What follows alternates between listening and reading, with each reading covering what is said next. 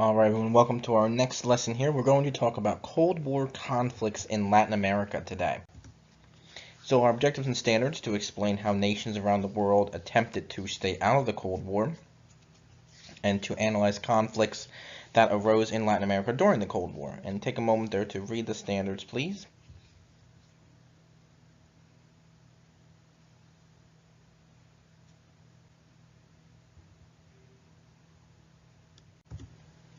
And our desired result, what conflicts occurred in Latin America during the Cold War? So an introduction to a new world. So following World War II, there are three types of worlds, quote unquote. The first world was the industrialized nations, which included places like the United States and its allies, such as Great Britain, France, even Germany at the time.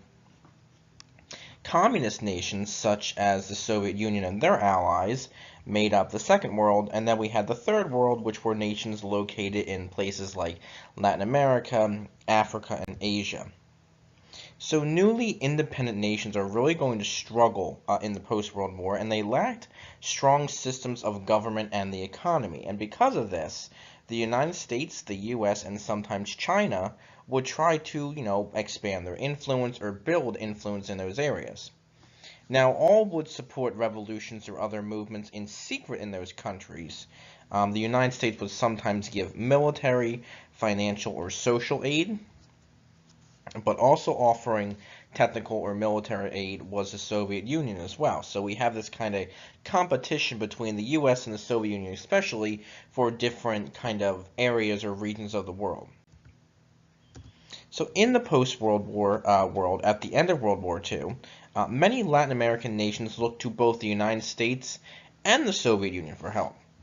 Most countries kind of alternated between democratic governments like the US had and harsh military rule like the Soviet Union had had. Others found support from the Soviets who looked to stop control by the United States. Some Latin American countries did not want the United States involved in those regions, so they looked to the Soviets to help them stop the United States from doing so. And because of this, the United States will back anti-communist leaders in the region as a response. So this is part of the world we're talking about here. You may recognize some of these countries. Two of the big ones we're going to talk about today are up here. We have the island of Cuba. You don't see on the map here, but it is up here. And then we're also going to talk about Nicaragua as well. It's another location of Cold War conflict as well. And there were other places as well, but those are the two big places we're going to talk about today.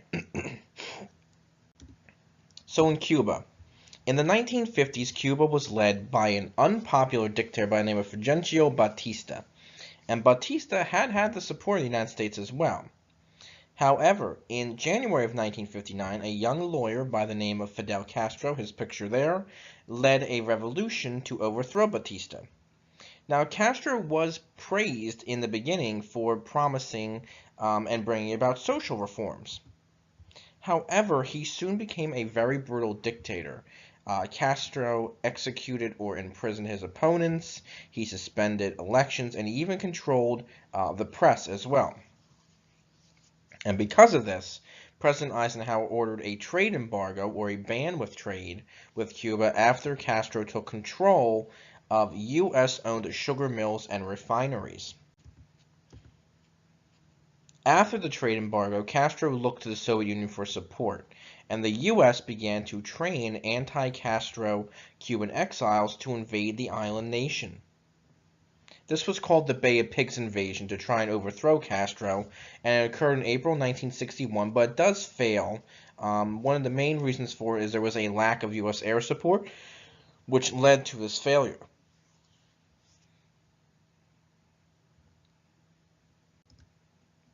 Now, there's going to be a close call. Soviet leader Nikita Khrushchev believed that the United States would not stop expansion into Latin America. So in July of 1962, 42 Soviet missile sites were beginning construction secretly on Cuba. In October 1962, a U.S. spy plane captured images of the action, and President John F. Kennedy saw this as a threat and demanded that the missiles be removed. In an attempt to prevent any further missiles from coming to Cuba, he ordered a naval blockade of Cuba. So here's a map here to kind of show you what we're talking about. Again, here down here, you can see how close Cuba is to the United States. That's where their missiles were located, very close to the United States. And the short-range missiles in this first circle here, very close to Washington, D.C., New Orleans, Dallas, Miami, and even they had long-range missiles, which would go all the way up to Canada. And then here we have approaching Soviet ships. So again, this was a very tense moment because people didn't know what was going to happen. The missiles put the United States and the Soviet Union on a dangerous course, and like I just said, people around the world feared that there might be war, even nuclear war. But after some discussion and negotiations, Khrushchev agreed to remove the missiles after the U.S. agreed not to invade the island. And it was later released that the U.S. also agreed to remove missiles from Turkey, which were pointed at the Soviet Union as well. So this situation kind of diffused real quick. But problems will continue. Other problems that began when civil war erupted in Nicaragua. The United States had supported the dictatorship of Anastasio Somoza and his family since 1933. However, in 1979, communist Sandinista rebels overthrew the son of Anastasio Somoza. Now, the Soviet Union and the United States both supported a man by the name of Daniel Ortega and the Sandinistas in the beginning because they believed that the son of Somoza was becoming a dictator. But when the Sandinistas aided other Marxist groups in El Salvador and trying to spread communism, then the U.S. aided anti-communist forces from Nicaragua called Contras, or Contra-revolutionaries. So we have the Sandinistas, which are communists, kind of battling these Contras, which are the anti-communist. Now, the civil war in Nicaragua did last for more than a decade until finally the free elections defeated the Sandinistas. Alright, so our closure. What conflicts occurred in Latin America during the Cold War? Think about Nicaragua, think about Cuba, some of the conflicts that obviously happened there, and that will help you answer your question. Have a great rest of your day or night, and I will talk to you soon.